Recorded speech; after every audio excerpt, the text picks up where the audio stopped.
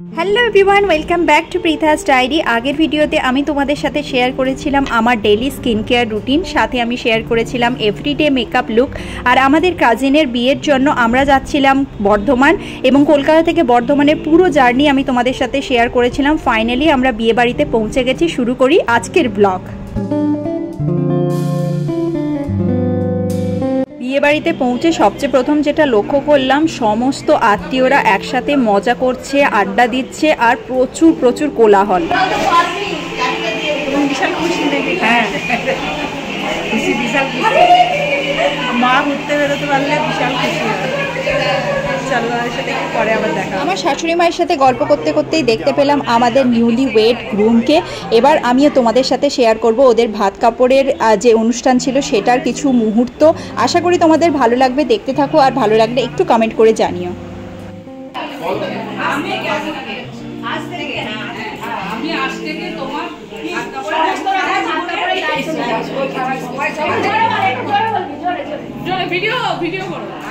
আজ থেকে আমি তুই ধর মেকআপের দায়িত্ব, মেকআপ না না এই একটু ধর, সোজা হয়ে দাঁড়া। হ্যাঁ, সবকিছু দিদি কাপড়টা এর উপরে দেবে তো, একটু হয়ে যাবে তো।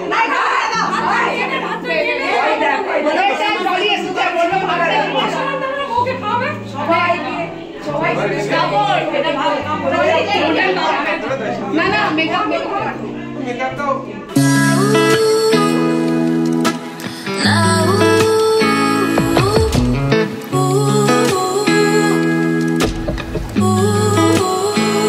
কাপড়ের অনুষ্ঠানের পরে নতুন শাশুড়ি মা, যিনি হচ্ছে জলি কাকিমা, এবার নতুন বউকে একটু ভাত, পায়েস, তরকারি এগুলো সব খাইয়ে দেবে। এই মোমেন্টগুলো বিয়ের ভীষণ এনজয়ের, কারণ এই মোমেন্টগুলো দেখতে আমার যেরকম ভালো লাগে তার মধ্যে অনেক ভালোবাসা লুকিয়ে থাকে, সেটাই আমার সবচেয়ে বেশি পছন্দের জিনিস। তো সেই মোমেন্টগুলো আমি তোমাদের সাথে শেয়ার করছি, দেখতে থাকো, আর ভালো লাগলে একটু একটু কমেন্ট করে জানিও। বিয়ে বাড়িতে একটু টাইম স্পেন্ড করার পরে আমরা চলে এলাম খাওয়া দাওয়ার জন্য, এবং সেখানের কিছু মোমেন্ট তোমাদের সাথে শেয়ার করব, বিয়ে বাড়িটাও ঘুরিয়ে দেখাবো। খাওয়া দাওয়াটা ম্যান্ডেটরি, বিয়ে বাড়িতে খাওয়া দাওয়া ছাড়া চলো কি খাবো তোমাদের সাথে শেয়ার করবো।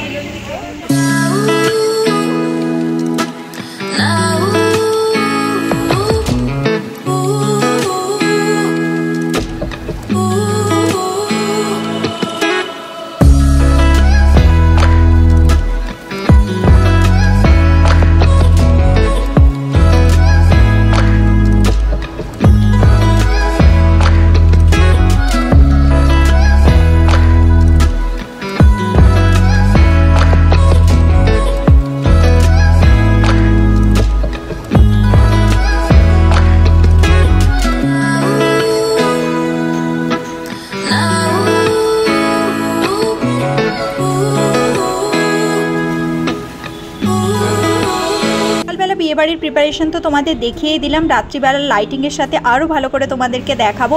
এখন চলো খাবারের দিকে যাওয়া যাক। খাবারে ছিল রাইস, তার সাথে হচ্ছে ডাল, আর ঝুরি ঝুরি আলু ভাজা, শাকের লটপটি, সাথে মাছ। প্রচণ্ড ভালো খাবার খেলাম, লাস্টে ছিল দই। বিয়েবাড়িতে খাওয়া দাওয়ার পরে একটু আড্ডা, গল্প, এইসবের পরে আমরা বেরিয়ে পড়লাম সরজিতের এক মাসির বাড়ির উদ্দেশ্যে। সরজিতের মাসির বাড়িটা বিয়ে বাড়ি থেকে একটু দূরে ছিল, তাই আমরা গাড়িতে করেই যাচ্ছিলাম, এবং সেখানেরই কিছু মোমেন্ট তোমাদের সাথে শেয়ার করছি। এবং যদি আমার ডেইলি ব্লগগুলো তোমার ভালো লেগে থাকে, প্লিজ একটু লাইক করো, কমেন্ট করো, share and subscribe to my channel and continue watching.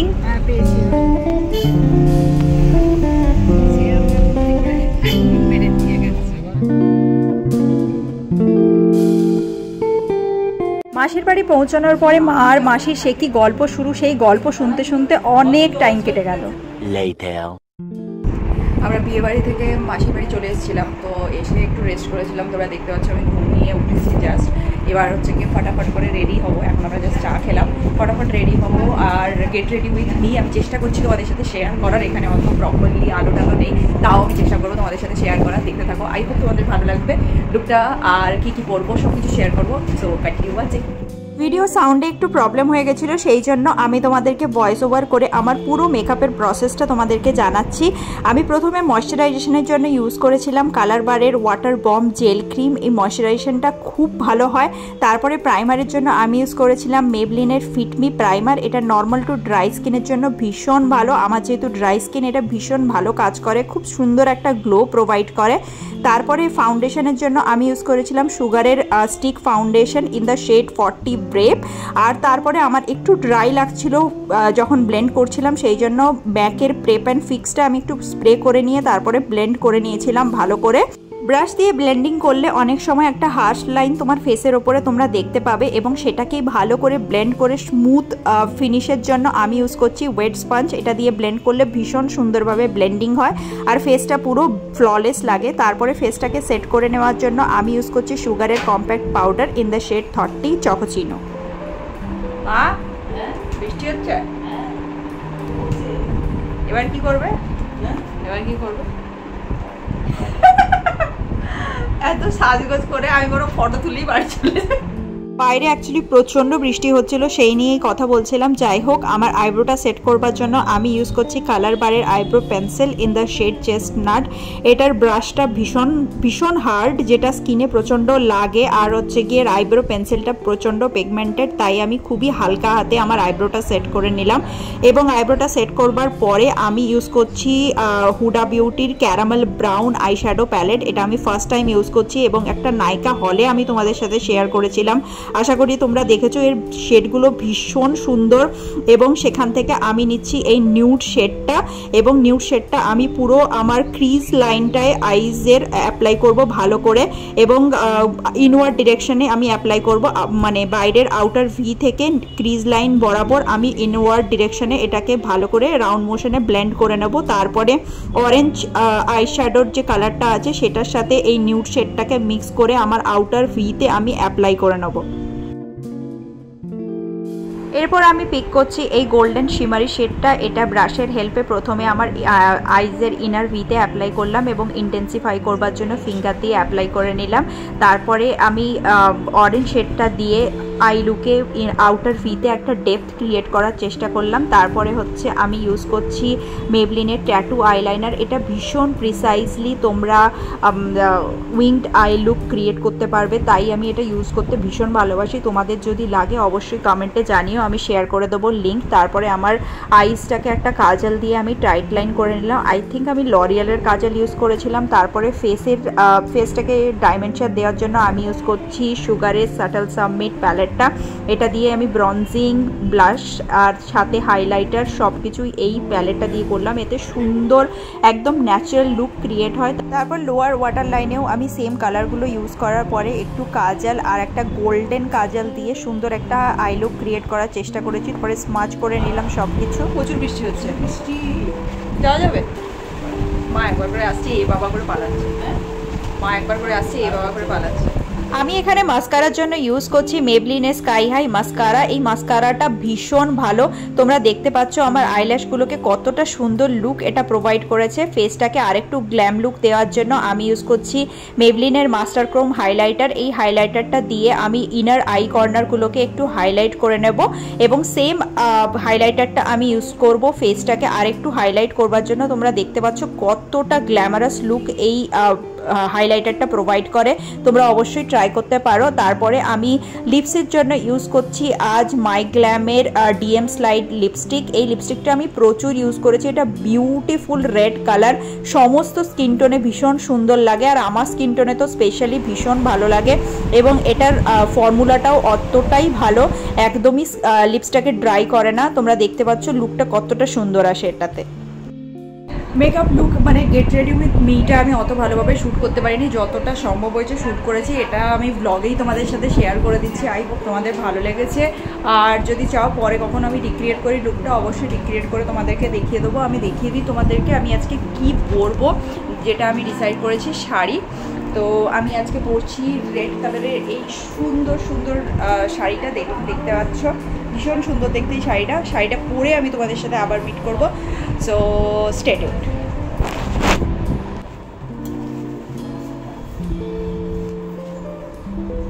So finally আমি শাড়িটা পরে রেডি হয়ে গেছি, গলায় একটা সুন্দর নেক পিস পরেছি আর কানে একটা ঝুমকা আর হাতে আমি জাস্ট একটা চুড়ি পরেছি এক্সট্রা, বাকি শাখা গলায় রেখেছি।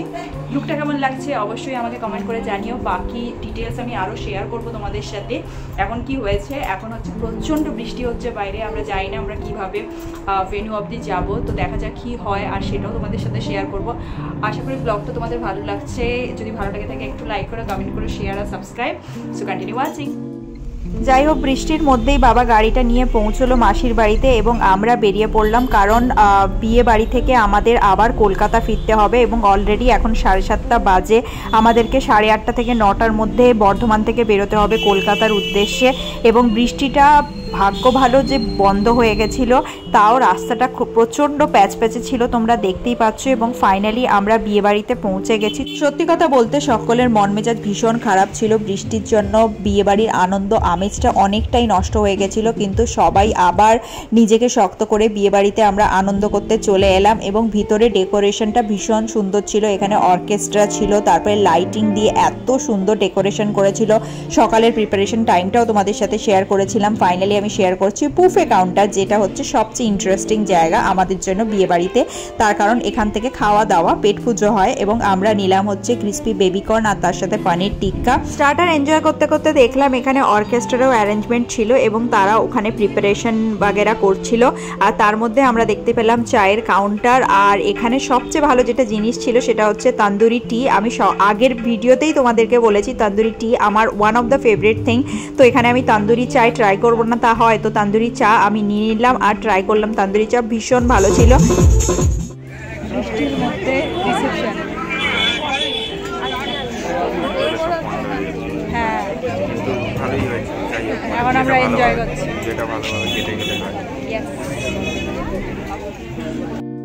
এইসবের মধ্যেই ফাইনালি চলে এসছে আমাদের সুন্দর ব্রাইড। যদিও ওর মনটা একটু খারাপ ছিল যেহেতু প্রচণ্ড বৃষ্টি হয়েছে ওর ওই স্পেশাল দিনটাতে, তাও সব কিছু থেকে সাইডে করে রেখে ও আজকের দিনে ভীষণ সুন্দর করে স্মাইল করছে আর ভীষণ সুন্দর দেখতে লাগছিল ওকে।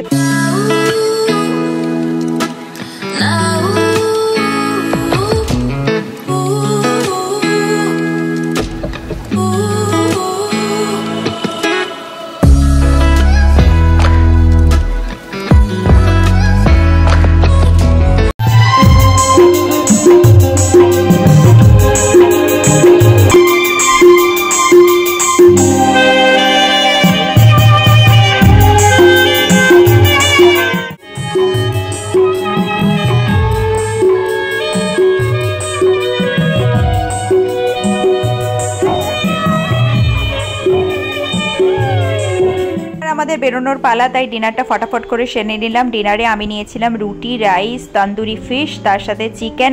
লাস্টে আমরা গেলাম পানের কাউন্টারে। পানের কাউন্টারটা খুবই সুন্দর সাজিয়েছিল, তোমরা দেখতে পাচ্ছ। ফটাফট করে আমি একটা পান নিলাম। পান খাওয়ার পরে ওদের সাথে আরেকবার আমি দেখা করলাম। বিয়ে বাড়িতে আসতে যেরকম ভালো লাগে, যে যাওয়ার সময় সত্যি মন খারাপ হয়, কারণ সবার সাথে দেখা হলো, মজা হলো, সব কিছুটাই তোমাদের সাথে শেয়ার করলাম। এবার আমরা বেরিয়ে পড়েছি কলকাতার উদ্দেশ্যে। এখন বাজে রাত 9:30, 3.5 ঘন্টা থেকে 4.5 ঘন্টা লাগার কথা আমাদের কলকাতা পৌঁছানোর জন্য। দেখা যাক আমরা কতক্ষণে কলকাতা পৌঁছাই। যেমনিভাবে আগের ব্লগে আমি তোমাদের সাথে শেয়ার করেছিলাম কলকাতা টু বর্ধমানের জার্নি সকালবেলা, সেমভাবে রাতের অন্ধকারে আমাদের বর্ধমান থেকে কলকাতা যাওয়া জার্নিটাও শেয়ার করছি। কথা বলতে বলতে আমরা পৌঁছে গেছি অলরেডি শক্তিগড়, যেটা হচ্ছে ল্যাংচার জন্য ভীষণভাবে পপুলার। রাস্তার দুদিকে তোমরা দেখতে পাবে ল্যাংচার বিভিন্ন দোকান। যেরকমভাবে তোমরা শাড়ি গয়নার দোকান দেখো নিজের শহরে, সেমভাবে এখানে ল্যাংচার দোকান দেখতে পাবে। ল্যাংচা কুঠি, ল্যাংচা ঘর, ল্যাংচা মহল, ল্যাংচার সাথে যে কোনো ওয়ার্ড জুড়তে পারো সেরকমভাবে তোমরা এখানে দোকান দেখতে পাবে। পরবর্তী একটা ব্লগে আমি অবশ্যই রূপে তোমাদেরকে কোনো একটা ল্যাংচার দোকানে শিওরলি নিয়ে যাব আর শেয়ার করব আরও ডিটেলস, এখানে ল্যাংচা কেন বিখ্যাত আর ল্যাংচাটা সত্যি ভালো কিনা।